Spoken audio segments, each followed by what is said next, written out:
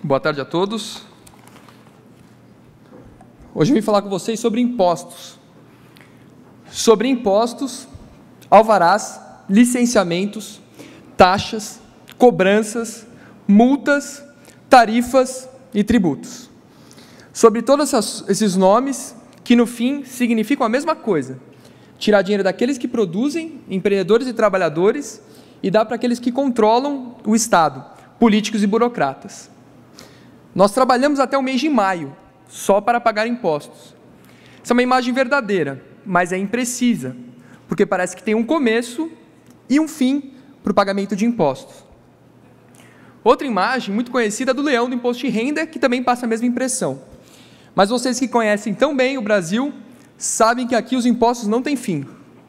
A cada refeição que comemos, a cada bebida que tomamos, a cada roupa que compramos, o leão está ali ao lado, voraz, para levar a sua indevida parte.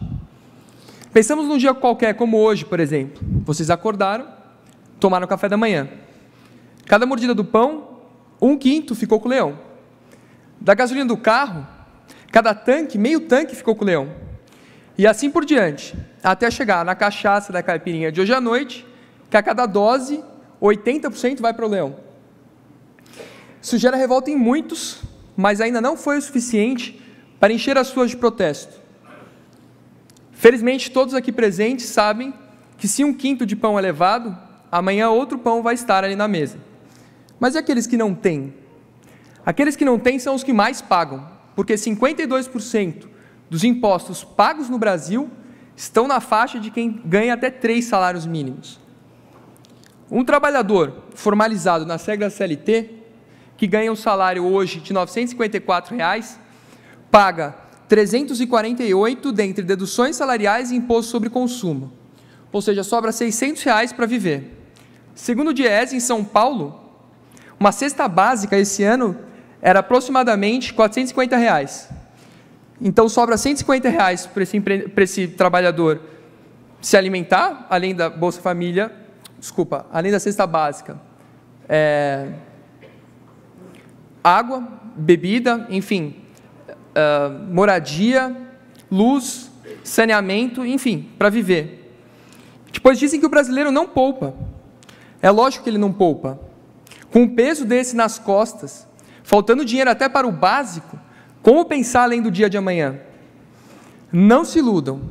Para sairmos desse ciclo vicioso, precisamos reduzir e simplificar impostos. Porque mais dinheiro na mão daqueles que mais precisam é bom para o seu bem-estar, mas é bom e necessário também para a sociedade. Porque somente com mais recursos para gastar e investir, e mais espaço para a livre iniciativa, que a gente vai caminhar no sentido da prosperidade.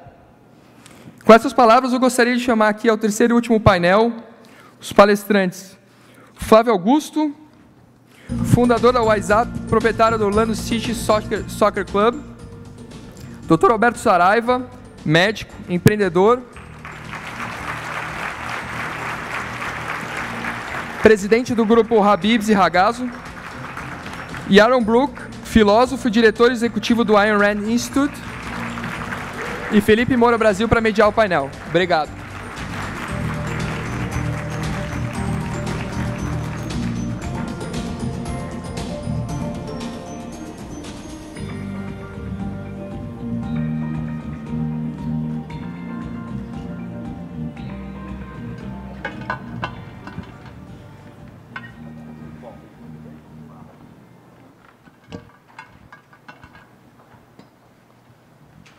Boa tarde a todos, mais uma vez, um prazer enorme mediar um painel num evento como esse, em que eu sempre tenho a oportunidade de aprender sobre assuntos que não são da minha especialidade, e uma honra estar nesse painel com Alberto Saraiva, fundador do Habib's, com Flávio Augusto, do WhatsApp, com Aaron Brook, cujos trabalhos, cujas trajetórias eu tive a oportunidade de conhecer em mais detalhes nos últimos dias e, de fato, são fascinantes.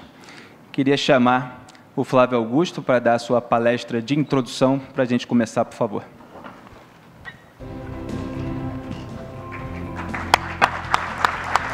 Obrigado. Tudo bem com vocês? Tudo jóia. Eu não gosto muito desse aberto que a gente fica um pouco longe, mas vocês estão me vendo perto aí do telão. Mas um abraço para todos, é um prazer enorme estar aqui. Gostaria de agradecer ao IFL pelo convite, em especial ao Danilo, que foi o cara que teve contato comigo, diário, nesse período. Eu gostaria de mencionar, não está aqui no meu roteiro, que quando eu aceitei o convite para estarmos aqui, primeiro, além da honra de estarmos aqui, eu moro fora do Brasil, e tinha uma viagem, um evento que eu participaria, e aproveitaria para que nós pudéssemos estarmos aqui juntos e, ao mesmo tempo, eu atender a este evento. O que aconteceu é que aquele evento mudou de data. O evento foi para frente, e aí acabou ficando um pouco distante dessa data. Eu não posso deixar aqui de mencionar que tanto eu, quanto todos os empresários estão aqui presentes, porque nós cumprimos a nossa palavra. A gente assumiu o compromisso e nós estamos aqui. Eu não posso deixar de mencionar o fato de que aqueles que querem nos representar não cumpriram. Então, eu não posso deixar de iniciar o meu papo aqui dessa forma, não é? Bom, nós estamos num país de muitos direitos. O Brasil é um país com muitos direitos. Nós temos aqui muitos direitos, não é verdade? Um deles é de votar. Nós temos o direito de votar. No entanto, o nosso direito ele é o quê? Ele é facultativo ou ele é obrigatório? Ele é obrigatório. Mas não tem problema, a gente também tem direito ao FGTS. Mas ele também é obrigatório ficar retido sob custódia do governo, que faz dele aquilo que bem entende e sequer dá a devida remuneração financeira para tal. Portanto, quem aqui é protegido pelas leis trabalhistas perde dinheiro com seu fundo de garantia segundo os últimos anos. Mas não tem problema, não se preocupe, você também tem direito à CLT. No entanto, você, se quiser trabalhar numa empresa, não terá a opção de adotar um outro regime, se você assim preferir. Se você desejar trabalhar sem os encargos impostos pela CLT, você não tem esta opção, porque você é obrigado a exercer o seu direito. Bonitinho, né? Mas não se preocupe, você vai ficar velho um dia e você vai ter direito à sua aposentadoria. Portanto, você também tem o direito à previdência, apesar de você não ter a escolha de administrar o seu próprio dinheiro. Talvez você seja muito... Deixa eu escolher um adjetivo legal. Você não seja muito inteligente para isso, ou talvez você não seja competente para administrar o seu próprio dinheiro. Você pode fazer burrada. Não se preocupe, o governo faz isso para você.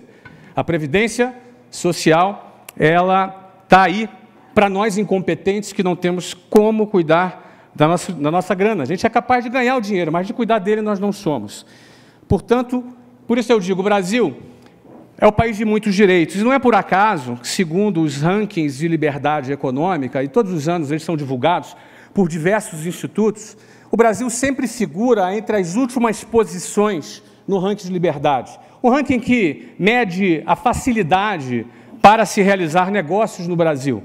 Tipo, o tempo que leva a passar um alvará, o tempo que sai uma licença, os juros cobrados no banco. São vários fatores que são levados em conta para que os países do mundo sejam ranqueados segundo a intenção de caracterizar quem tem mais liberdade econômica e quem não tem tanta liberdade econômica assim. O Brasil está sempre nas últimas posições de 190 países pesquisados. O Brasil estava na posição 125, depois foi para 150, eu não tenho certeza agora se ele foi para 170, mas é uma desgraça dessa qualquer, não é? O Brasil está atrás de países assim inacreditáveis que têm um ambiente mais favoráveis para você realizar negócios. Se você quer realizar negócios, existem países que têm um ambiente mais favorável. O Brasil, segundo esses institutos, ele figura entre as últimas posições de liberdade econômica e de ambiente favorável para se realizar negócios. Para você ter ideia,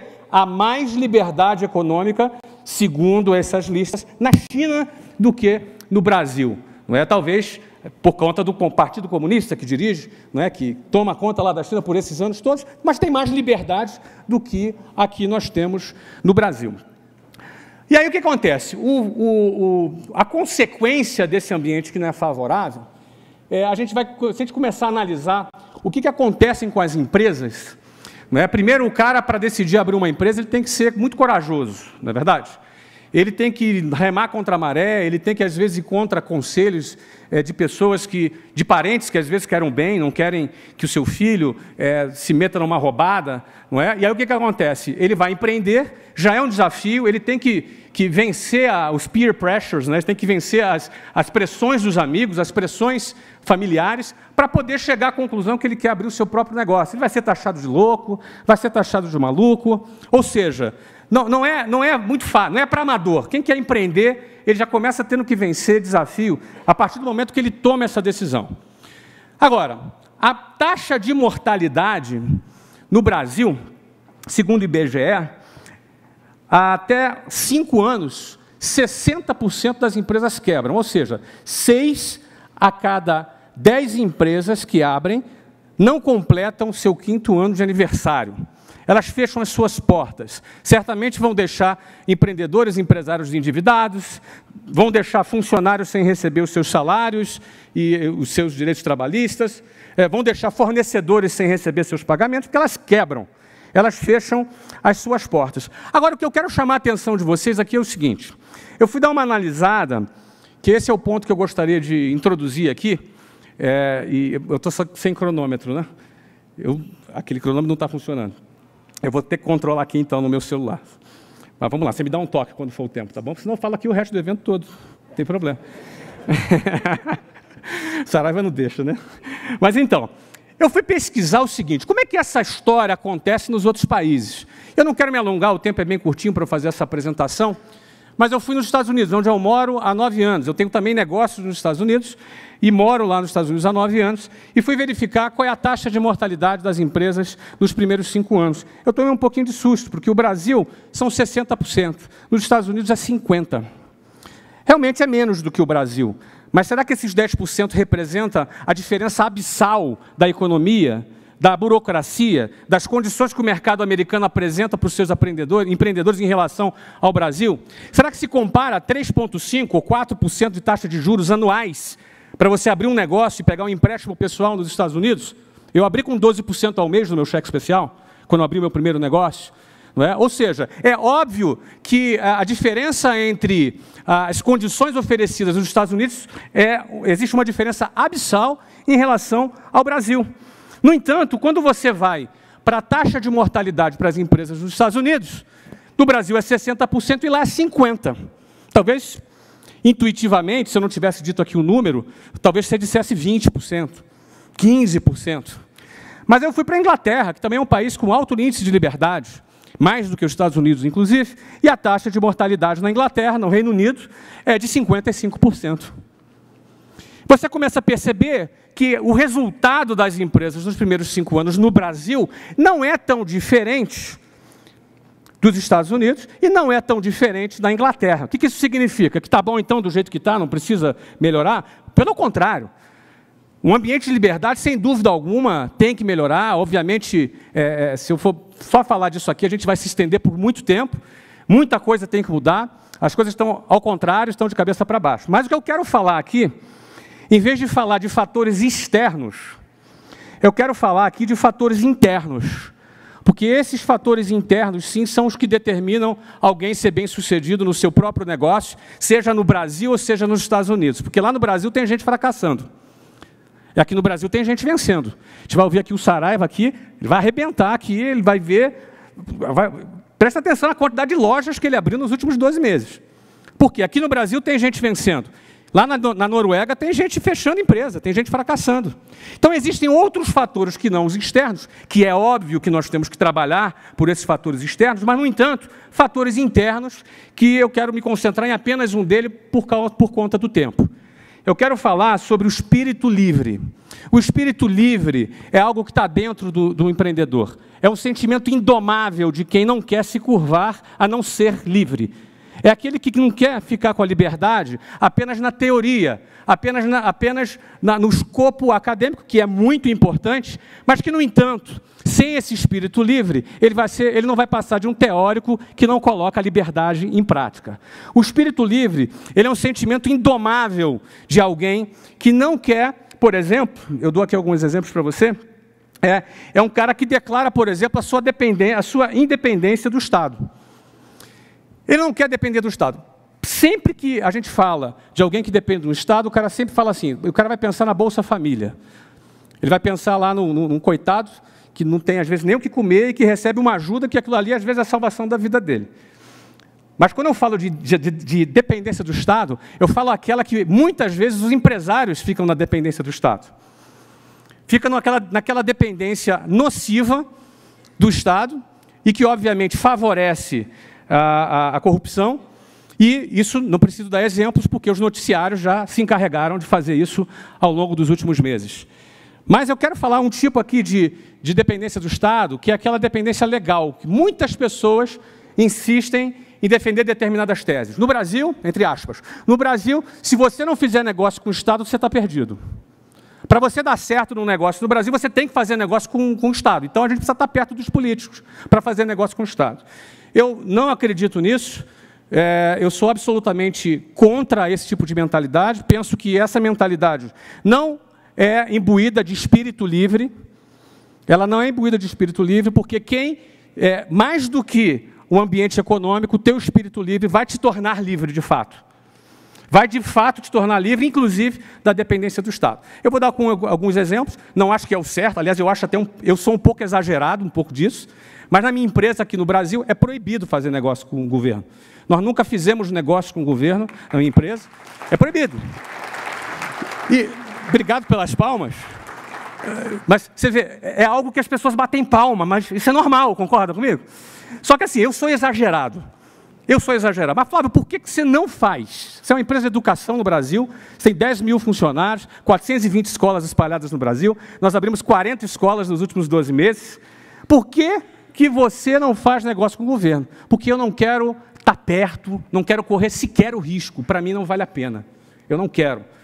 Eu entendo no meu espírito livre que eu não dependo do Estado para poder fazer negócios no Brasil. Então, essa declaração de independência, ela começa também no Estado. Aconteceu lá nos Estados Unidos, porque eu comprei um clube de futebol nos Estados Unidos e os proprietários que fundaram esse clube tinham uma parceria público-privada, que é até uma coisa no meio do caminho.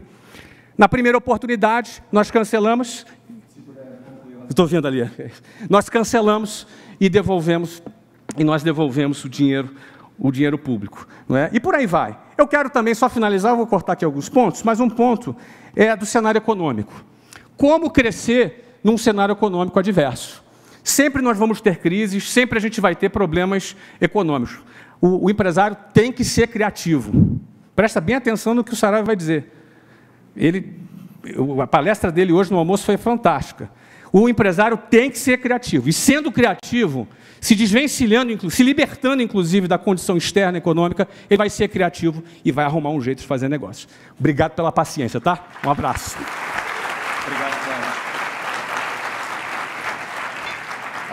Alguns pontos que não deu tempo de o senhor abordar, certamente a gente vai abordar aqui na conversa em seguida. Mr. Yaron Brook, please.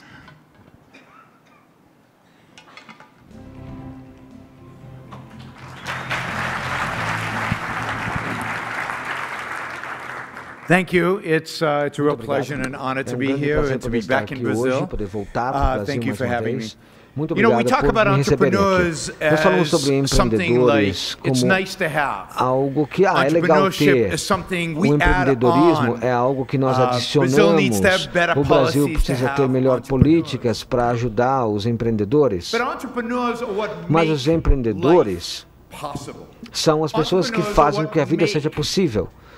São os empreendedores que fazem com que o mundo onde nós vivemos seja possível. Não existe um mundo moderno como nós conhecemos hoje sem empreendedores.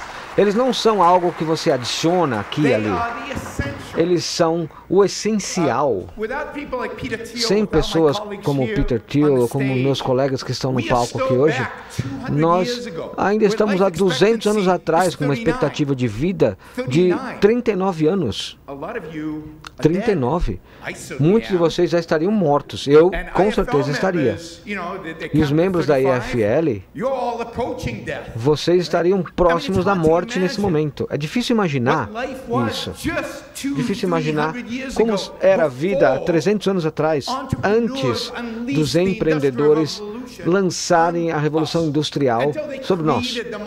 Até eles criarem um mundo moderno onde nós nos preocupamos hoje sobre conseguirmos chegar a 150 anos ou ter a vida eterna, como Peter Thiel gostaria, e eu espero que ele esteja certo, que o investimento dele vingue, porque eu gostaria de viver até 150 anos de idade comprando produtos da empresa do Peter Thiel. Nós simplesmente ignoramos os empreendedores, mas a nossa vida moderna depende dos empreendedores. Eles que descobriram novas oportunidades e criaram coisas que as pessoas mencionam aqui, como a atitude brasileira no que diz respeito à motivação de lucro, crescimento e como essa atitude é negativa. Se vocês pudessem mudar uma coisa sobre o Brasil, uma coisa para garantir um futuro positivo para o Brasil, é isso que vocês precisam mudar. É o motivo da lucratividade canalizado pelo empreendedor que faz com que a criação de riqueza seja possível e fará com que os países e os indivíduos saiam da pobreza e entrem na prosperidade e no sucesso. Sem ter a percepção de que o modo, ou melhor, a maneira de lucro que nós temos é algo virtuoso, isso é algo bom para você ter seu lucro, para melhorar a sua vida, e é muito bom você querer melhorar a sua vida, criando produtos que façam com que a vida de todas as pessoas sejam melhores. Você não pode ser um empreendedor bem-sucedido sem fazer com que o mundo ao seu redor seja o melhor lugar para se viver. Você não pode ser um empreendedor bem-sucedido num país livre sem melhorar a qualidade das vidas das pessoas com quem você faz negócios, porque a característica essencial do negócio é que os dois lados saiam ganhando. Então, como é que a gente cria um mundo onde os empreendedores sejam abundantes e tenham sucesso e que possam se erguer e ajudar a todas as pessoas a se erguerem, elevar os padrões de vida de todas as pessoas com quem eles fazem negócios? Eu acho que o Sr. Leng já indicou um pouco sobre isso. O que os empreendedores precisam? Eles precisam ser deixados em paz. Eles precisam estar livres para exercitar suas atividades sem coerção e podem pensar, porque atividades empreendedoras envolvem a mente, envolvem a descoberta de algo novo, algo que crie valor e que ninguém esteja fazendo. E para fazer isso, a mente humana deve ser liberada, deve estar livre. E fazer isso significa libertar todos nós, os indivíduos, para que nós possamos ter a liberdade para pensar, para produzir, para criar, para fracassar, se for o caso, mas para tentar de novo e continuar tentando. E para nos beneficiar quando nós alcançarmos o sucesso e manter o lucro que nós criamos. Isso é muito fácil. Eu gosto de dizer para as minhas plateias que é fácil para os países enriquecerem. É fácil ter sucesso. Nós sabemos o que funciona. É a liberdade. Nós temos que deixar as pessoas serem livres da coerção para que elas possam seguir seu raciocínio, tentar novas ideias, terem sucesso, fracassarem e prosperarem. Eu não quero comentar sobre a política brasileira, eu sei que esse é um problema. Nós temos uma eleição presidencial, eu tenho muito problema comentando sobre a política americana, nós temos muito problema. Mas o tema dessa conferência vai além da esquerda e da direita.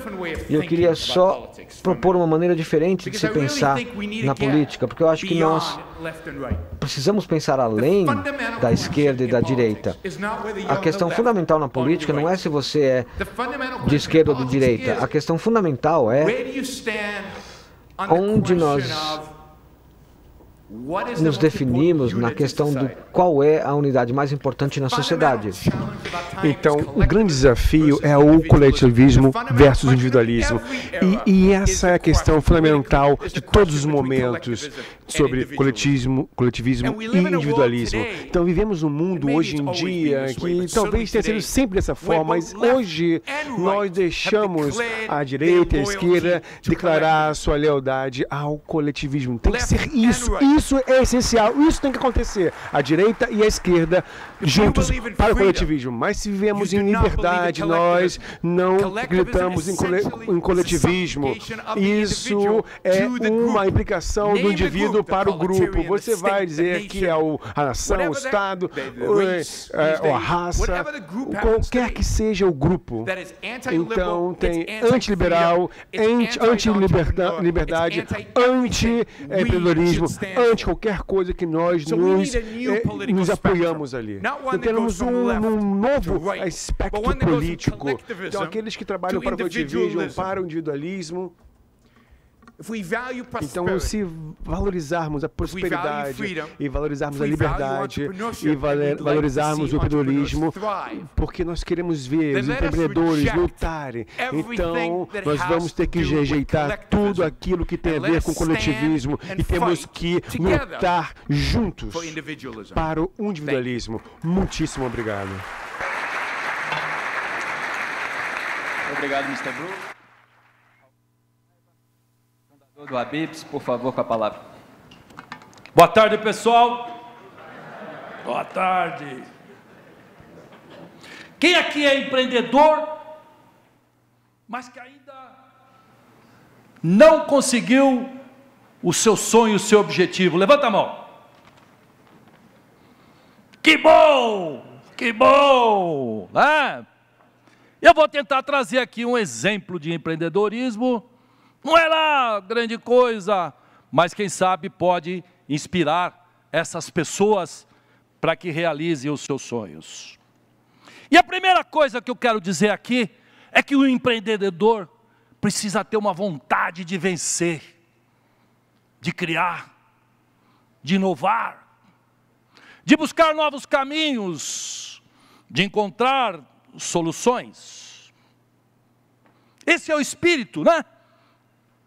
Porque nós precisamos ter liberdade para colocar os nossos princípios e os nossos conceitos.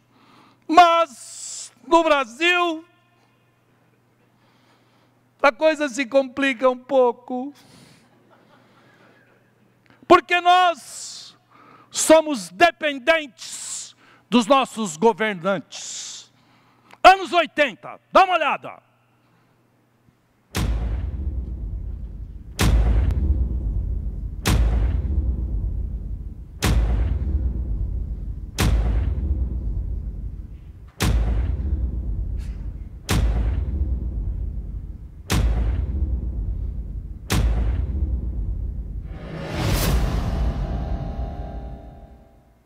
Década perdida. Olha quanta... Pode falar a palavra aqui? Quanta cagada foi feita. Olha quantos planos. E nós, empreendedores, sobrevivemos. Por isso eu digo que os brasileiros são os maiores empreendedores do mundo.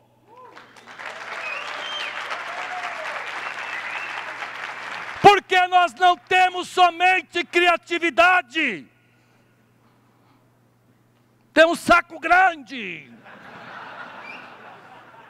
Mas mais do que isso, temos resiliência e persistência.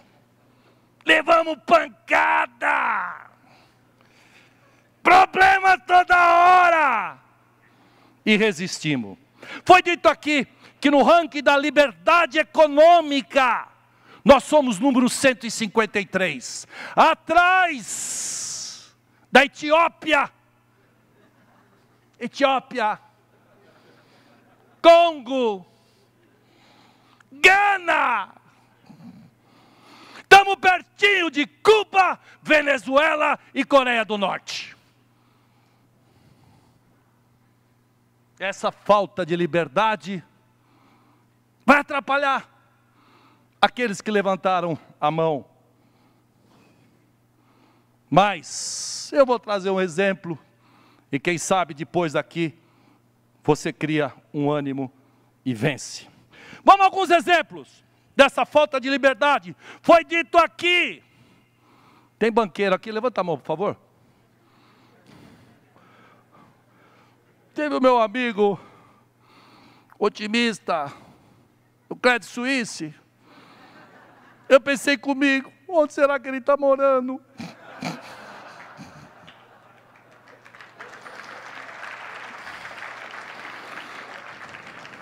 Sou cliente lá, por isso estou falando aqui. O setor bancário, o Banco Central não a deixa abrir bancos. Complica. Foi dito que tem 6 mil nos Estados Unidos e alguns poucos. 6,2 bilhões de lucro para um deles. No trimestre. Que beleza! Nada contra o lucro, mas 300% de juro no ano. Vai para aquele lugar.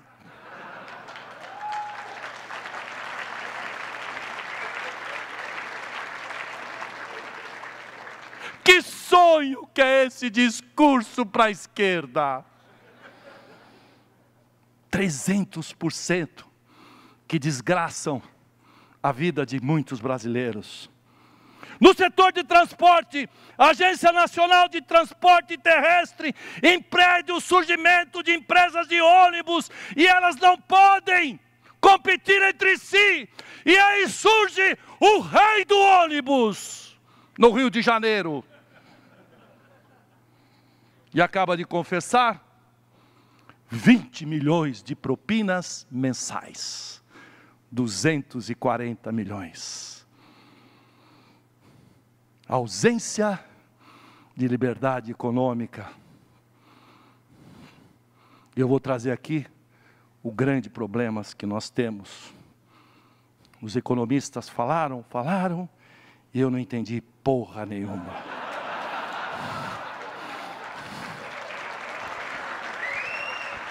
No setor de transporte, a ANP impede a exploração e o refino de petróleo.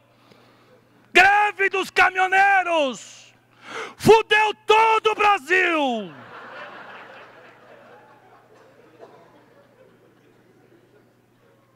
O comércio e algumas das minhas lojas tiveram suas portas fechadas por desabastecimento. Mas o imposto, a folha de pagamento, a luz e a água foram pagos integralmente. E o primeiro semestre foi para a casa do chapéu. Não há um setor da economia brasileira que seja livre e aberta à livre iniciativa. Esse é o nosso grande problema. Mas, com todos esses problemas, surgiu um português, que sou eu, que depois de 3 anos prestando vestibular para entrar na faculdade de medicina, que não conseguia, entrou, e no primeiro ano de sua faculdade, teve o seu pai assassinado numa padaria. Era da pior padaria do mundo, cercada por 5 padarias, o cliente não tinha como chegar na minha padaria sem passar na do concorrente. Equipamentos da Arca de Noé, funcionários desqualificados. Mas eu tinha a livre iniciativa, a vontade de vencer, um sonho de ser empreendedor e uma família para cuidar. Contrariei o governo e coloquei meu pãozinho 30% mais barato que a tabela do governo. Surgiu na porta da minha padaria o padeiro de rua que compra os pãezinhos para vender nos bares e nos botecos. E eles não compram dezenas de pãezinhos, compravam centenas, milhares. E a minha padaria se tornou a melhor de São Paulo. Alguns anos mais tarde, eu peguei o mesmo conceito, porque se você quiser vencer, você precisa ter um conceito, você precisa ter um diferencial, você precisa ter uma crença maior, porque senão você vai ter problema e entrar naquele round que o nosso querido disse, de 60% dos fechados. Nessa lanchonete, eu apliquei a filosofia de preços que começam com 0. Muito forte isso. Servindo produtos de qualidade, e contrariei o mercado que pregava a terceirização e verticalizei todos os meus produtos: queijos, pães, sorvetes e laticínios. E com esse conceito, transformei uma pequena lojinha em 600 lojas. Com meus 18 funcionários, foram multiplicados por 1000.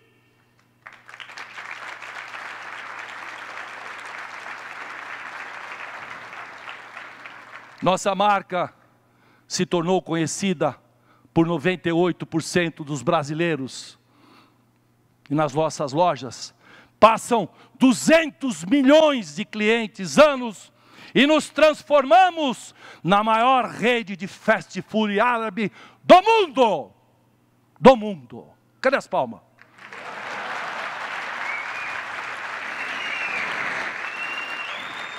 Precisa ter palma! Sacrifício, filho da puta!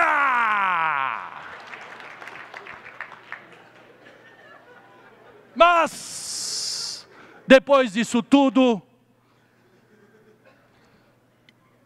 novos governantes. E veja o que aconteceu.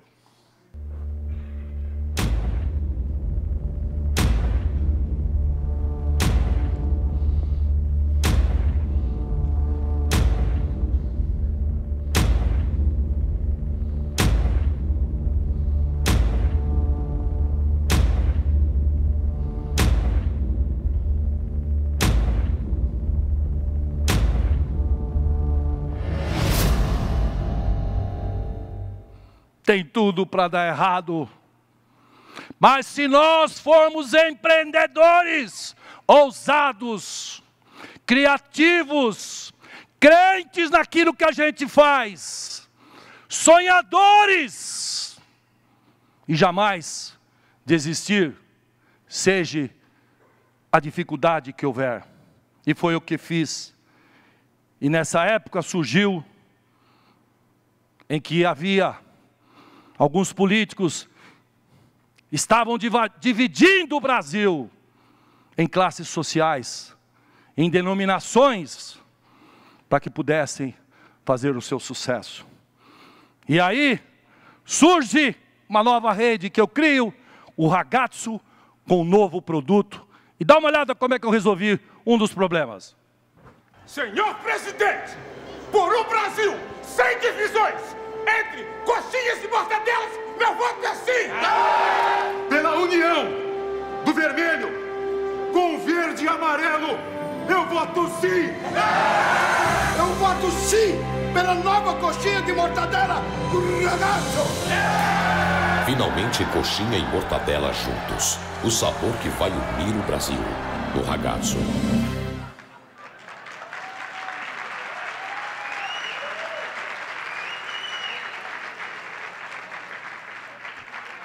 Criatividade, ousadia, coragem. E o Habib's não ficou para trás. Solta aí. Que? Mais alto. Caiu? Caiu? Caiu!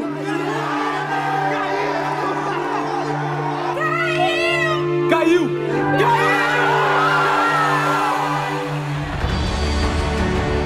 O Habib's uniu o Brasil. O preço da Bib's Esfirra de frango caiu. custa menos de R$1.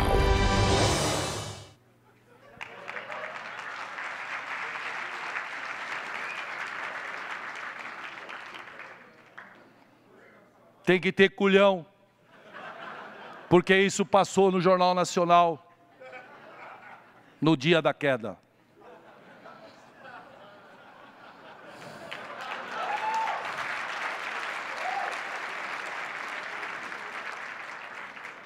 Me fudiam durante uns 30 dias depois. Mas, com o empreendedorismo que eu acabei de citar aqui, o Ragazzo abre 135 lojas em 15 meses. A cada 3 dias, uma loja inaugurada. Cadê as palmas?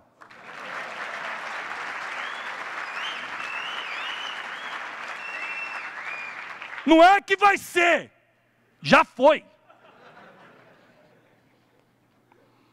Mas tem os problemas e a falta da livre iniciativa. Hoje eu tenho 17 lojas prontas para inaugurar, mas que não inauguram porque falta o alvará de funcionamento. Eu tenho nesse momento 7 toneladas de queijo cheddar pronto no laticínio para um lançamento de um produto que não pode ir para a loja porque falta uma regulamentação de identidade de Brasília. Então, a coisa não é fácil. Nosso Brasil fatura 5,6 trilhões de reais, fruto de cada brasileiro, fruto dos senhores empreendedores, fruto de uma nação que batalha e que gera empregos e riquezas ao país. E a administração dessa empresa que é o Brasil, somos nós que escolhemos. Por que que você não escolhe um diretor qualquer para a tua empresa?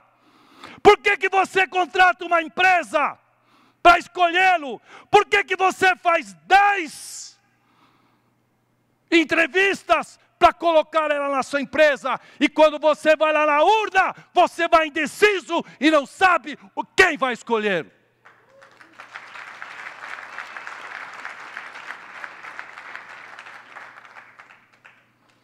E essa é a grande missão de todos nós. Quem nós vamos escolher para administrar esses 5,6 trilhões?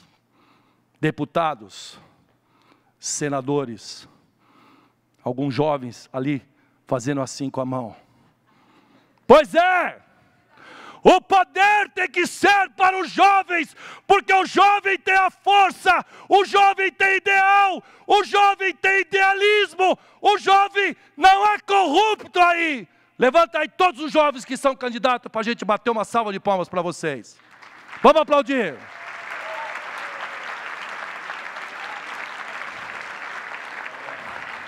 Terminando, junto com nós temos que fazer explodir essa força poderosa que o nosso país possui. Mostrar ao mundo a grandeza do Brasil, não ter essa divisão de classe sobre qualquer denominação e buscarmos aquilo que nós mais queremos, que é uma vida melhor e sermos mais felizes.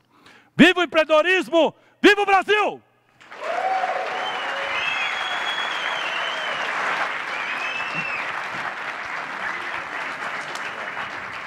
Obrigado, Alberto Saraiva. Ele citou ali o rei dos ônibus, lá do meu Rio de Janeiro, né, só para registrar, que é o Jacob Barata, que foi solto 3 vezes pelo ministro do STF, Gilmar Mendes, que admitiu recentemente o esquema da caixinha da FETransport, um mau exemplo de empresário em meio a tantos bons exemplos que a gente tem por aí. E lá no nosso programa, Os Pingos nos Is, na Jovem Pan, a gente tem de lidar diariamente com políticos que exploram a vitimização das pessoas, né, dizendo sempre para elas que elas não podem vencer na vida e elas precisam da ajuda do Estado, né? Então, é bom aqui estar num ambiente em que os empreendedores pregam, na verdade, que as pessoas vençam as adversidades, apesar do Estado, né? Eu me sinto realmente muito mais em casa aqui. Flávio, você citou, e o Alberto também citou, esses rankings em que o Brasil aparece muito atrás em qualidade e realização de negócios. Recentemente saiu um deles, o Doing Business 2018, do Banco Mundial, que coloca o Brasil na posição 176, né, de fato, nos últimos lugares, em facilidade para abrir negócios. E eu queria saber do seu diferencial, já que o Alberto contou a história das empresas dele, queria que você passasse um pouco também dessa história para a gente.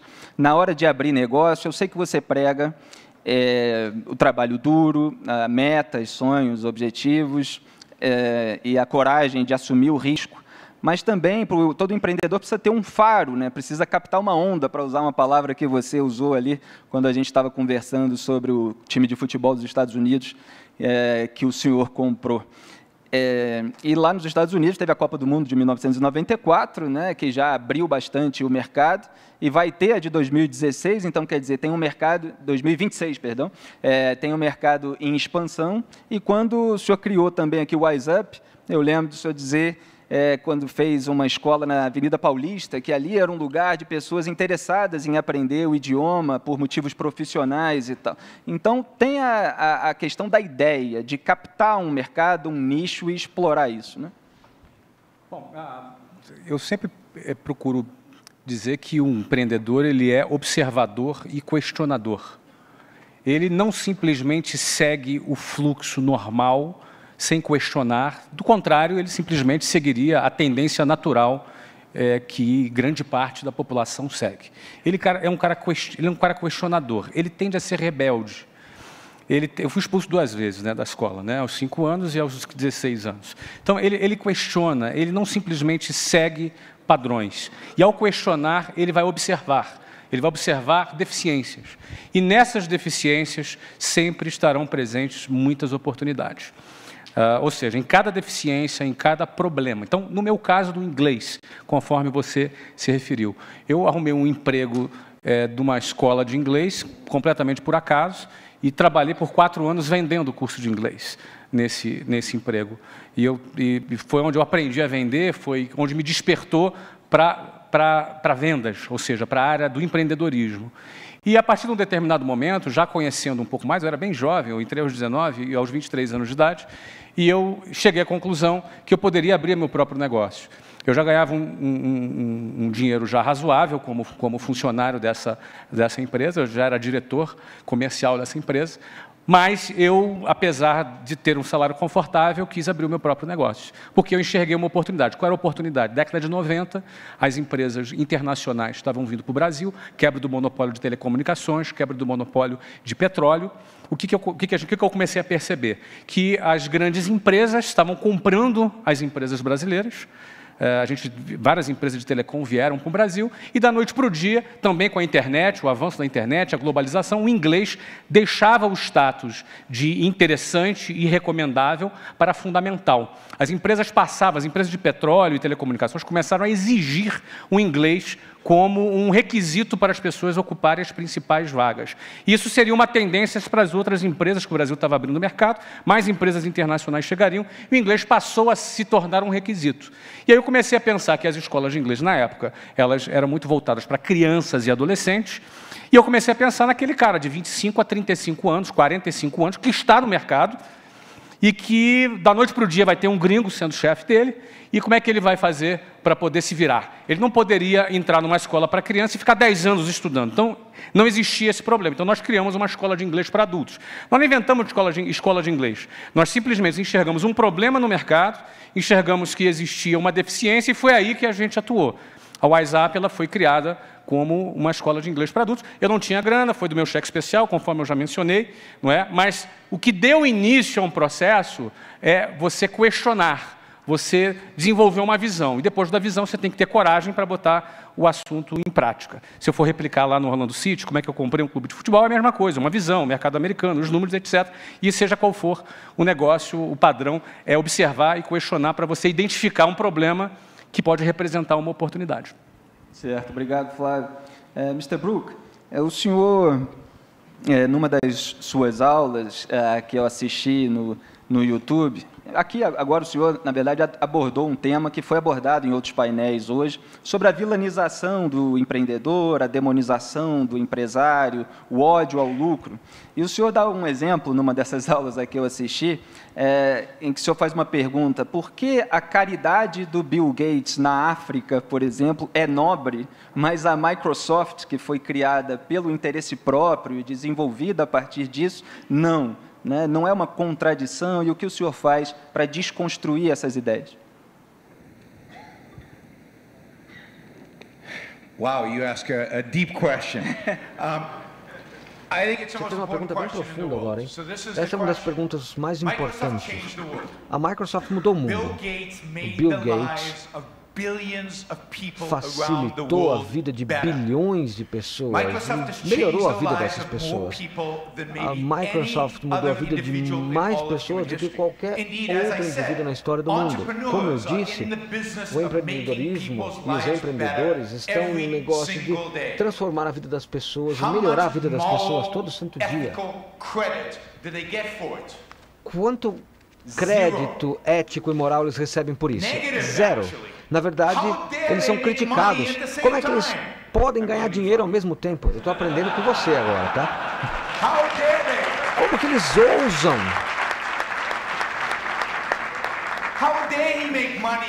Como que ele ousa criar uma das maiores empresas de fast food no mundo e melhorar a vida de todos os clientes dele? Mas ele está ganhando dinheiro fazendo isso.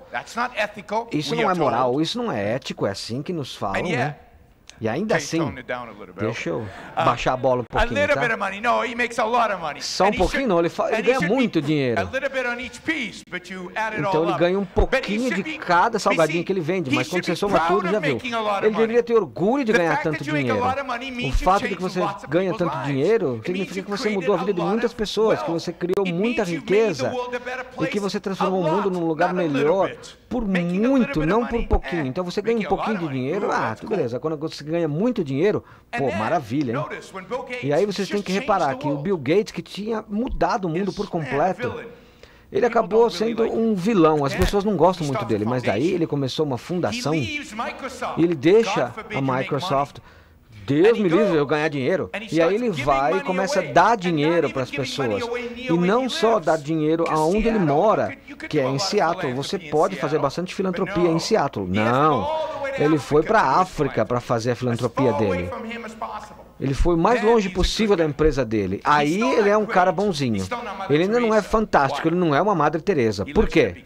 Porque ele mora numa casa grande, ele tem bastante dinheiro, voa com um avião particular. Como é que a gente pode transformar o Bill Gates num santo? Como é que a gente faz isso? Vocês viram o processo de canonização, as pinturas no museu? Vocês já viram a pintura de um santo sorrindo?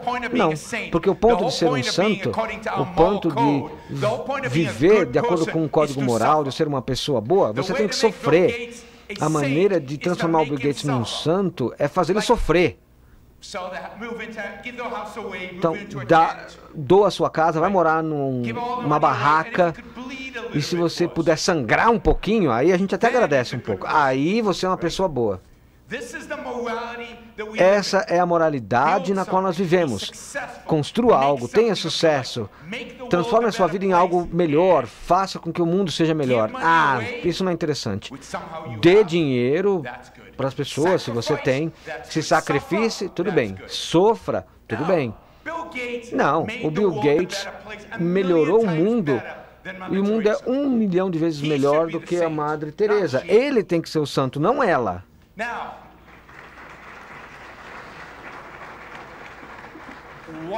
Agora, por que isso? E é por isso que todo mundo aqui nessa sala que não ainda leu um livro chamado Atlas Shrugged, ou As Revoltas do Atlas. Leiam esse livro, porque no coração desse livro nós temos um código moral, um código ético corrupto, que nos diz que o objetivo das nossas vidas não é viver a melhor vida que nós pudermos, que o objetivo da nossa vida é se sacrificar por outros, o objetivo da vida é fazer com que as outras pessoas sejam felizes. Por quê? Eu adoro vocês, mas eu amo a mim mesmo. E vocês se amam mais. E ele se ama também. Bom, sendo o cara grandão que ele é também, né? Mas isso é bom. E uma vida com mais propósito deve ser uma vida que faz com que a nossa própria vida seja a melhor vida possível. Nós temos só uma vida, só uma oportunidade. Nós temos que viver e fazer o melhor dessa vida. Vivam em sua plenitude como um indivíduo e floresça como indivíduo. Outras pessoas podem cuidar delas mesmas. Você tem que cuidar de você.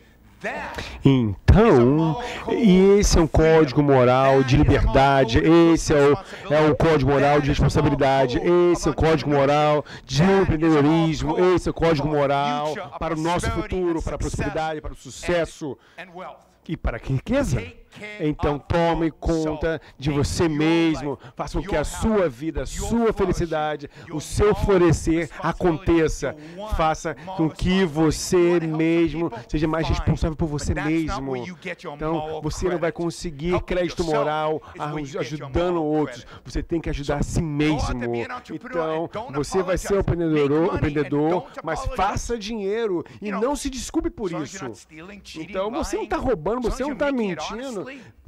Gente, então você faz com que a sua vida se torne melhor. Você viveu, você está vivendo para isso. Você tem que ser apaixonado pela sua vida. Você pega uma visão e faz isso se tornar uma realidade. Então, o que poderia ser mais nobre do que isso? Ser um homem de negócio, uma mulher de negócio. Isso é nobre. Nós deveríamos ter, então, estátuas não de generais e políticos, do que qualquer outra pessoa. Deveríamos ter estátuas de líderes de negócios, de homens e mulheres de negócio que fazem com que o mundo seja melhor. Obrigado, Mr. Brook. Alberto. Porra, só tem cara bom aqui. Privilégio. Alberto, você citou ali praticamente uma medida inicial na sua carreira empreendedora, quando o senhor herdou a padaria, diminuir aquele preço que era tabelado. Imagino que seja a tabela da Sunab, do governo Sarney, me corrija se eu estiver errado, que era para justamente o preço não aumentar, para conter a hiperinflação. Então, o senhor disse que contrariou o governo já ali.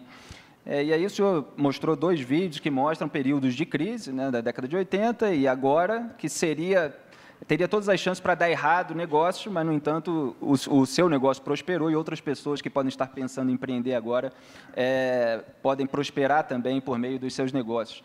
Como é que o empreendedor se situa independentemente do governo?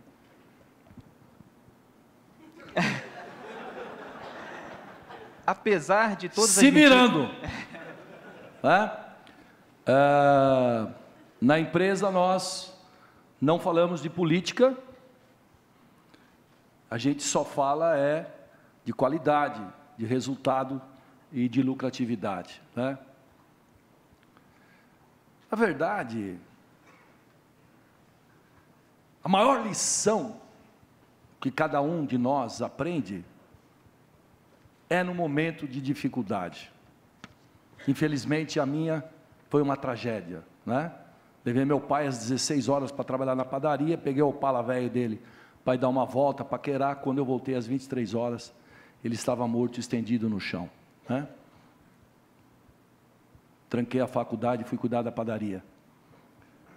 E essa padaria, que era a pior do mundo, foi onde eu tive meus grandes ensinamentos, né? Então, esse slogan que tem, que dificuldade faz você aprender, é verdadeiro. Para a maioria das pessoas, as dificuldades faz desistir, abandonar seu sonho, esquecer dos seus planos, fazer um recuo. E a grande força que tem o verdadeiro empreendedor é aprender com as dificuldades. E lá eu aprendi algo que eu costumo dizer para os meus filhos: percam tudo, menos o DNA do Habib's, que é oferecer mais, cobrar menos. Quando você vê uma Bibi Esfirra, sempre tem que fazer uma propaganda, não adianta. Quando você vê uma Bibi Esfirra de carne, de calabresa com mussarela, de frango, ser vendido a 0,99, eu estou fazendo o quê? Atraindo 200 milhões de clientes.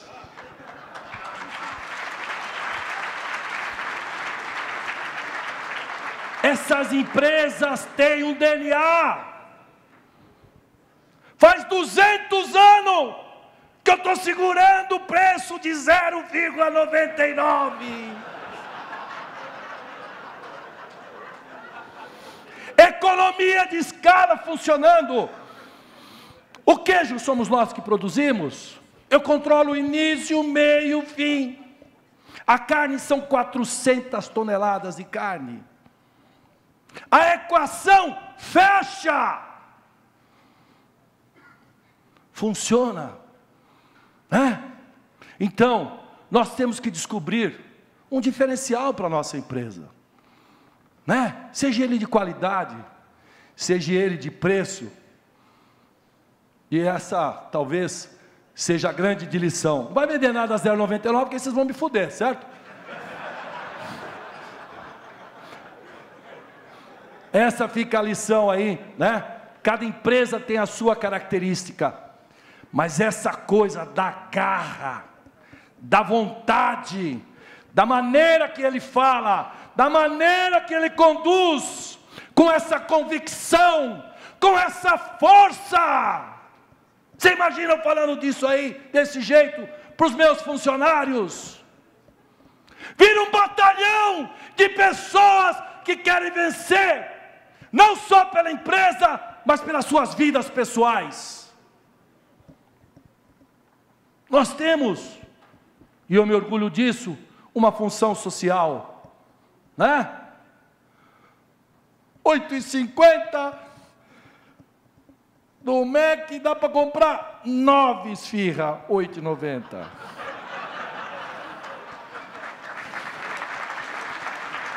R$15 do BK dá para fazer a alimentação da família pelo delivery em casa.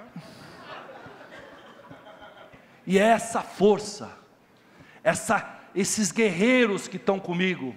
Eu tenho um gerente, que começou de gerente, que hoje ele tem 15 lojas.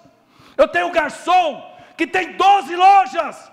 Pessoas que acreditaram nesse discurso. Pessoas que se transformaram e que mudaram não só a empresa, mas suas vidas particulares. Então, aqueles que levantaram a mão, não desista do teu sonho. Acredite em você. Acredite naquilo que você pensa. A cada queda, levanta 10 vezes se precisar. Mas jamais desista, para que nós possamos, cada um, ter uma vida melhor e oferecer empregos e dignidade a todos os brasileiros. Obrigado, Alberto. Flávio.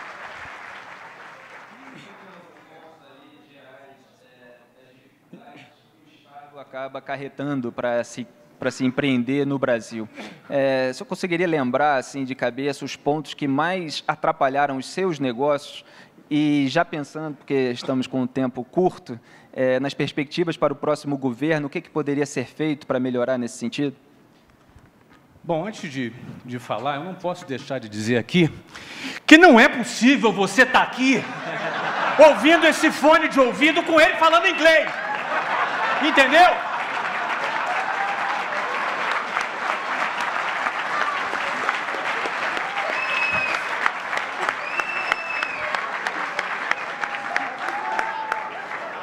O cara aqui está dizendo que fez o WhatsApp e não está usando o fone. Parabéns, parabéns.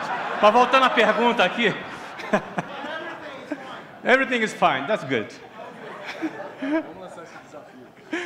Respondendo a pergunta aqui, vamos falar sério, né, gente? Vamos falar sério. Estou vendo aqui a pergunta do... Provocações são bem-vindas. Provocações são bem-vindas. Com toda a franqueza, é engraçado, eu me lembro, toda vez que fala do governo, eu me lembro, em 1991, se eu não me engano, ou 2, talvez 91, eu trabalhando ainda naquela empresa que eu era vendedor, naquela época eu já era um gerente comercial, um dos meus trabalhos era recrutar e fazer treinamentos de vendedores. Então, eu me lembro muito bem, eu sempre gostei de política, sempre me envolvi, sempre estive muito por dentro de tudo com política. Mas eu lembro bem que o pau estava comendo na Avenida Rio Branco com os caras pintados. Os caras pintados é 91, né? Os mais antigos, não é isso? Acho que é 91. 92, né? 2, ok, muito obrigado. Então, estava lá o pau comendo na Rio Branco e o escritório onde eu trabalhava ficava na Avenida Rio Branco. E era uma sala que não tinha ar-condicionado, era um calor do Rio de Janeiro, vocês podem imaginar, e eu com 40 pessoas fazendo treinamento com as janelas fechadas, porque aquele barulho dos caras pintados, daquelas manifestações todas, não é? E eu passava ali 4 horas ali em treinamento.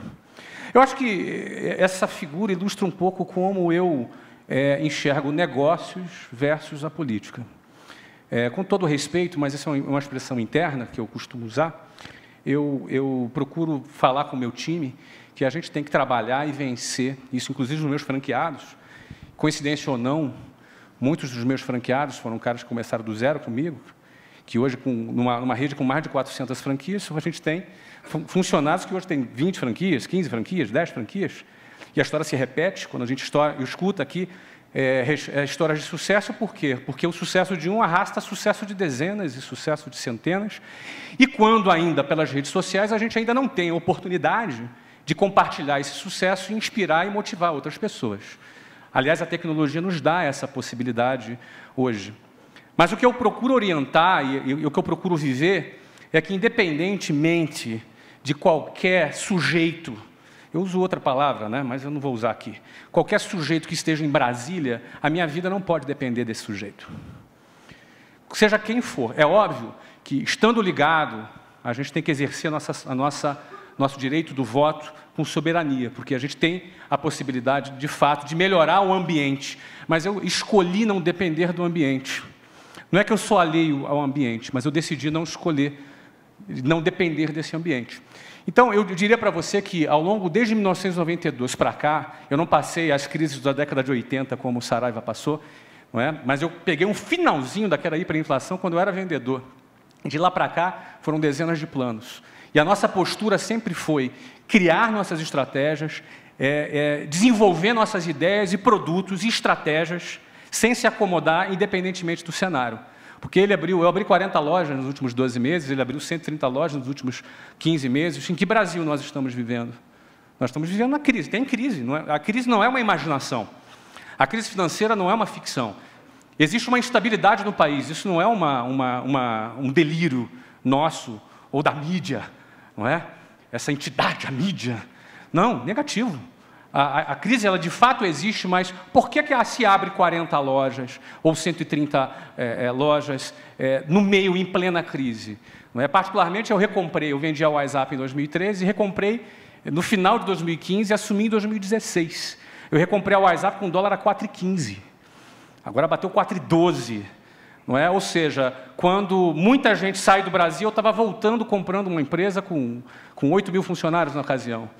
Não é? Ou seja, por quê? Porque eu realmente, a maneira que... Não é que eu sou alheio ao que acontece, mas eu não permito que o que acontece seja algo que lidere e que determine as minhas iniciativas. O empreendedor sempre tem uma estratégia que dá para você virar o jogo. Sempre tem uma ideia, um novo produto, uma nova abordagem, uma nova pegada, uma nova estratégia de comunicação, que você pode usar para você ter mais clientes, para você vender mais. É isso que a gente faz. Não é? Nós matriculamos mais de 55 mil alunos por ano na WhatsApp e matriculamos mais de 80 mil pessoas na nossa rede, que inclusive tem outras marcas que nós adquirimos. São mais de 80 mil pessoas sendo matriculadas. Por quê? Como é que eu penso? O inglês não deixou de ser importante por causa da crise. Aliás, o inglês não deixou de ser importante por causa do desemprego. Talvez o contrário. Talvez o inglês tenha se tornado mais importante ainda no momento onde quem está empregado não pode perder o seu emprego. Ou no momento de quem está fora quer entrar no mercado de trabalho.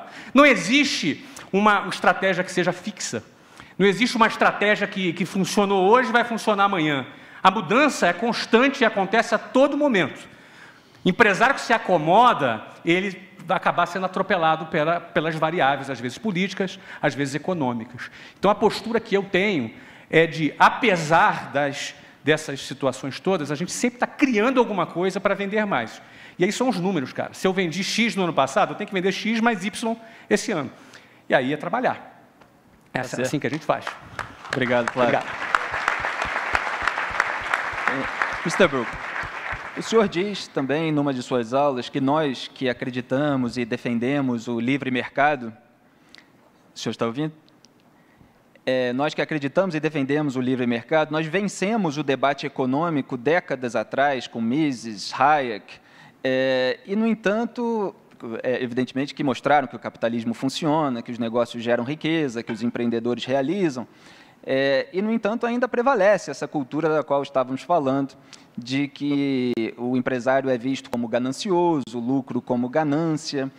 O que falta? Não seria uma defesa moral do capitalismo mais acentuada no debate público, para que haja essa revolução moral que o senhor prega? Yeah, so we won a long time ago, right? Nós queríamos isso há muito tempo atrás. O capitalismo trabalha, o capitalismo funciona e o socialismo não. O que a gente pode fazer é olhar para a Venezuela e, se vocês precisarem de mais um exemplo de miséria causada pelo socialismo, está ali. Toda vez que ele é tentado, independente do continente, do século, da década, o socialismo é um fracasso. E o oposto também é verdade. Toda vez que o capitalismo tenta, até onde ele conseguiu tentar, ele teve sucesso. Você dá um pouco mais de liberdade para a China e, bum, eles criam riqueza. A mesma coisa na Índia. E é claro, como eu mencionei antes, há 300 anos atrás, antes do capitalismo, todos nós éramos muito pobres. E o capitalismo nos deixou relativamente rico. Ele prolongou a vida das pessoas, às vezes até triplicou a vida das pessoas. A vida ficou muito melhor. Não só ganhamos essa disputa econômica com a ajuda de Mises, Hayek e outros, mas nós também temos a prova de uma questão existencial. A história prova que o socialismo e o coletivismo falham. E o capitalismo e a liberdade que ele traz funcionam abundantemente. E ninguém está nem aí. Todo mundo quer ser um socialista. Ninguém quer ser um capitalista. Todo mundo quer ser pobre. Todo mundo quer morrer de fome. Todo mundo quer ter revoluções. Todo mundo quer perder sua liberdade. Da próxima vez, eles querem que o socialismo não tenha esses resultados, apesar de, historicamente, ele sempre ter. E nós temos que nos perguntar por que o socialismo é tão atraente. Não é porque ele tem sucesso, não é porque ele produz nada, não é porque as pessoas são ricas e morrem com uma idade avançada e têm uma vida bem-sucedida. É o contrário. Então, por que as pessoas amam o socialismo? A Ayn Rand, que é uma escritora famosa, ela dizia que as pessoas não gostavam do capitalismo porque ele afetava a nossa moral, nosso código ético. Agora, os socialistas querem sacrificar a população em nome da nobreza. Se você acredita que sofrer é bom para o bem comum, para o interesse comum, então os socialistas são muito bons em sofrimento. Eles realmente burilaram a arte de sofrimento. Eles conseguem fazer você sofrer o tempo inteiro em nome do bem comum. Desde que a gente acredite que o bem comum, que o interesse público e que o bem-estar das outras pessoas seja o padrão moral de uma boa vida, de ser virtuoso, de ser nobre, de ser bom, aí o socialismo vai ganhar toda vez. Toda vez. A verdadeira revolução que nós precisamos não é uma revolução econômica ou política. Essas vêm depois. As pessoas dizem, olha, a política fica abaixo da cultura. Então, a política está sempre abaixo da cultura. É verdade, mas a cultura está abaixo do quê? Está abaixo da ética, da moralidade, da filosofia. Se você quer mudar a cultura e aí mudar a política, você tem que mudar as crenças morais das pessoas, você tem que se livrar, e me desculpem se eu ofender alguém, mas a gente tem que se livrar dessa moralidade altruísta cristã. E a gente tem que parar de acreditar que a felicidade das outras pessoas é importante. A gente tem que substituir isso por algo importante, por uma moralidade, uma virtude que eu chamo de autointeresse sustentável a longo prazo. Então, a moralidade não vai te dar felicidade. Independente do que você queira fazer, de qual seja o momento, qual seja a emoção, na razão, na racionalidade, o que é que leva a florescimento a longo prazo, para ser moral, para ter integridade, para ser justo com outras pessoas, para tratar as outras pessoas como elas merecem? Você não tem que se sacrificar, você tem que trocar algumas coisas. Você se sacrifica pela natureza, então você tem uma proposta de ganhar ou perder. Se alguém não perder, não é um sacrifício. Se nós ganhamos dos dois lados, nós chamamos isso de negócio. Eu gosto muito mais de vencer dos dois lados da equação do que vencer de um lado e perder do outro. Eu não quero perder. Então nós temos que construir uma estrutura moral sobre a ideia de que as relações humanas devem ser relações do tipo onde todos ganham, que o relacionamento humano deve ser sobre indivíduos buscando seus próprios interesses pessoais, interagindo uns com os outros, porque faz parte do interesse deles, que o propósito moral fundamental das pessoas deve ser descobrir como viver a melhor vida que você pode viver para você. Se você tem esse moral, se você quer ter uma boa vida, se você quer cuidar do seu sucesso, em qual mundo você vai querer viver? Quais políticos vocês querem eleger? Políticos que digam para você o que você pode ou não pode comer, que negócios você pode abrir ou não, quanto que você deve pagar para os seus funcionários e quanto você não pode pagar ao seu funcionário? Não. Se você quer viver para o seu próprio bem e quer ter uma vida bem-sucedida para você, você quer que os políticos te deixem em paz. Você quer tomar decisões sobre a sua vida, o seu negócio, o seu consumo e como você vive a sua vida. Você não acredita em autoridades que ditam para você o que você tem que fazer como coação. Enquanto indivíduos, nós temos que florescer e sentir e querer nossa liberdade, porque a liberdade é uma consequência. A liberdade é uma consequência da ideia do individualismo. A liberdade é uma consequência da moralidade do individualismo, da ideia de que a única coisa que interessa politicamente falando é o indivíduo e sua habilidade de levar uma vida grandiosa para si mesmo. E as pessoas que acreditam nisso não sucumbem à autoridade, não escolhem entre esquerda e direita, eles escolhem a liberdade e só a liberdade. O único padrão pelo qual se deve mensurar a política é até que ponto eles conseguem reduzir o montante de coação que é imposto a nós e reduzindo isso para zero, porque isso é o ideal, porque ser livre, como já foi dito aqui, é ter a ausência de coerção. Nós temos que buscar isso. Nós não temos que lidar com regulamentações, reduzir regulamentações. Temos que eliminar regulamentações, eliminar os controles, eliminar as restrições. E deixa eu só voltar. Para isso, nós temos que ter uma moralidade de liberdade, de individualismo e de autointeresse. E nós temos que rejeitar. E é por isso que é difícil, por isso que isso é tão difícil.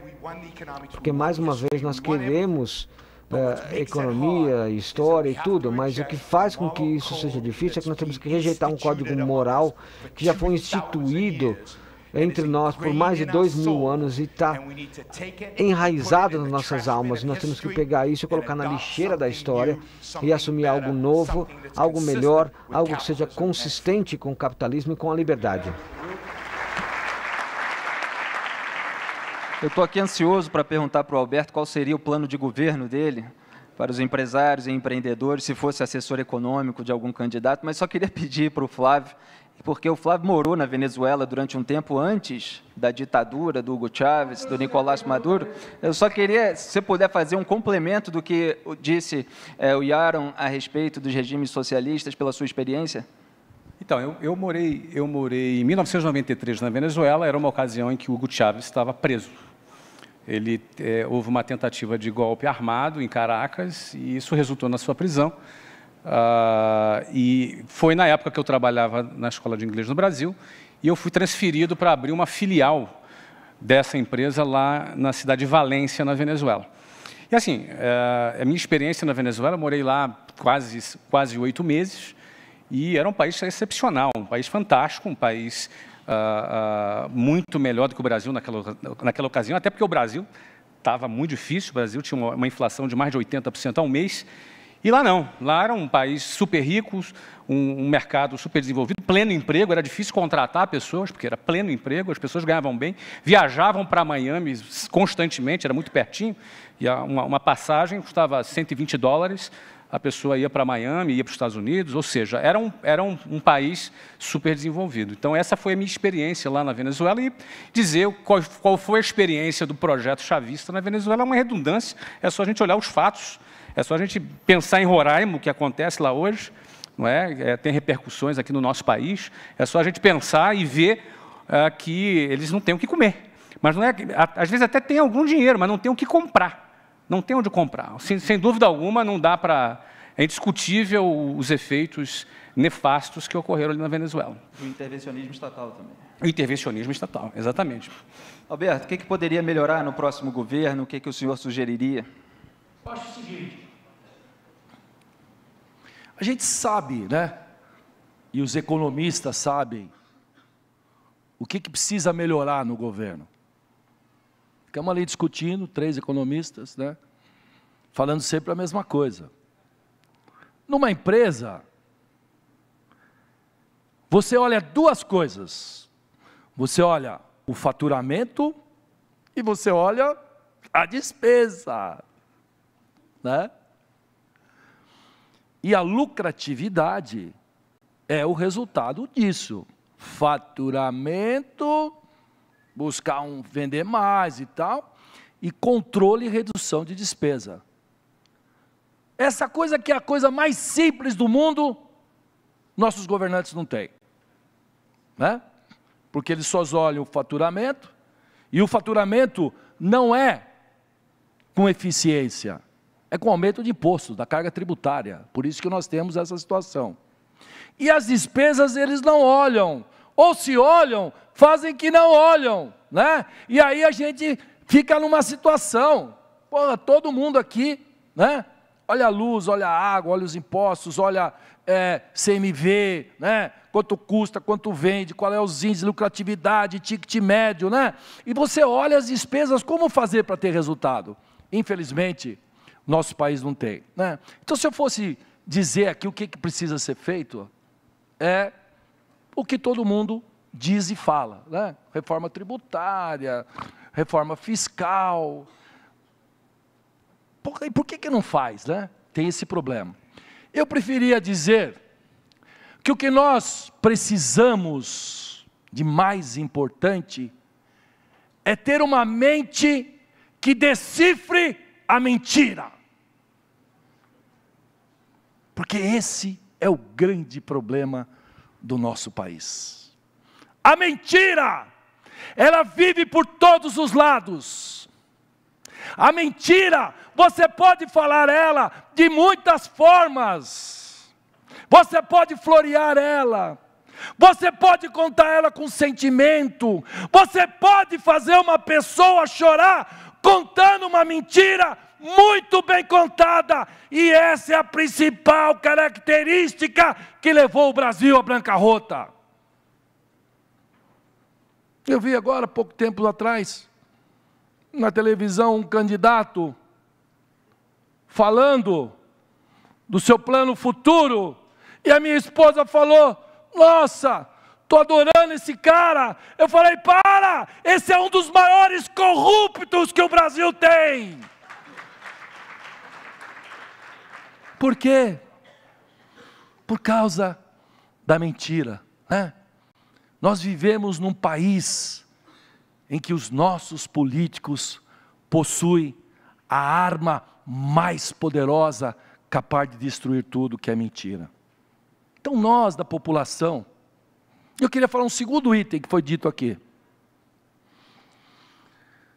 Nós não temos representatividade. Olha só, uma das pessoas que esteve aqui no palco perguntou: e quem nos representa? Quem representa 27 mil empreendedores? Responda aí, quem representa? Não há representação. Vocês estão engatinhando ainda. Não há representação. Não há envolvimento nosso. Não há esse discurso inflamado para a gente mover as pessoas, esclarecer as mentiras.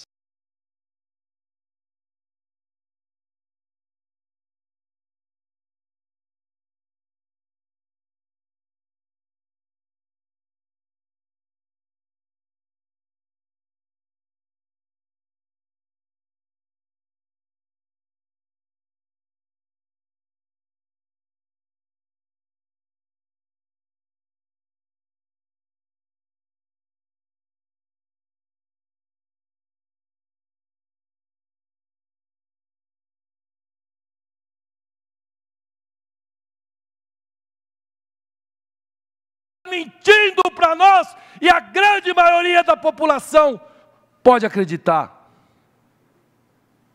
nessas histórias. Então é um problema de extrema complexidade, né? Nós temos o poder na mão de fazer, modificar esse país. Empresário não costuma falar muito de oração, né? Eu tenho algumas colunas que me sustentaram nesse tempo todo, né? E uma delas é orar para Deus, pedir para Deus discernimento, pedir para Deus força, pedir para Deus um Brasil melhor, pedir para Deus que nos ilumine nessa eleição, porque agora, ou daqui 5 anos, eu vou estar aqui apresentando novo slide, com todos esses problemas, né? Não vamos discutir aqui e levantar algum assunto que pode demorar mais 1 hora, né? Eu encerraria dizendo: muita crença e muita oração para que a gente tenha um país melhor e abençoado por Deus. Obrigado. Alberto Saraiva, Flávio Augusto, Yaron Brook, muito obrigado a todos pela presença. Atendido. Foi maravilha.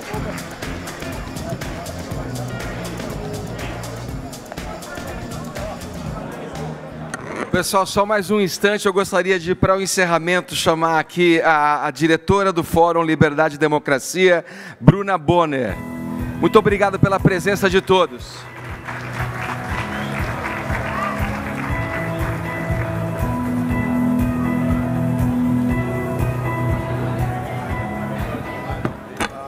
Prometo que só vou falar mais 1 minutinho e sem gritar. Bom, fazer esse fórum foi como criar uma empresa do zero. Tínhamos um sonho de realizar um debate presidencial pautado nos valores liberais tão defendidos pelo Instituto. Ainda assim, o debate seria apenas uma parte do nosso evento. Tínhamos também que estruturar 3 painéis com grandes empresários que embasassem a dificuldade de empreender no Brasil com as amarras do governo. Parecia impossível, mas sem saber que era impossível, fomos lá e tentamos. Tentamos, assim como quem tenta começar o seu primeiro negócio. Você deixa de dormir, de comer, de ver seu filho acordando e dormir por um sonho. Muitas coisas deram certo, e muito certo. Prova disso são todos vocês aqui. Prova disso foi a parceria inédita entre o IFL e a Jovem Pan. Prova disso foi o Peter Thiel ao Brasil, e sem contar a presença ilustre do Flávio Augusto, do Alberto Saraiva, Davi Vélez, dentre outros sonhadores no nosso evento.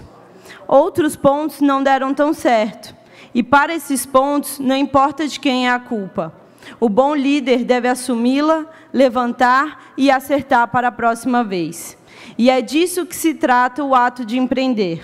É a capacidade de não desistir, de se reinventar, de sobreviver, além da esquerda e da direita. O Instituto de Formação de Líderes e a Jovem Pan tiveram o prazer de realizar o 5º Fórum Liberdade e Democracia. Nosso caminho é longo, mas não iremos desistir. Como bons empreendedores, continuaremos lutando por um Brasil mais livre. Obrigado pela presença e apoio de todos. Um agradecimento especial ao Davi Pfeffer, que nos momentos de maior crise nos apoiou incondicionalmente. Esperamos vocês no próximo ano com mais liberdade e menos governo. Boa noite.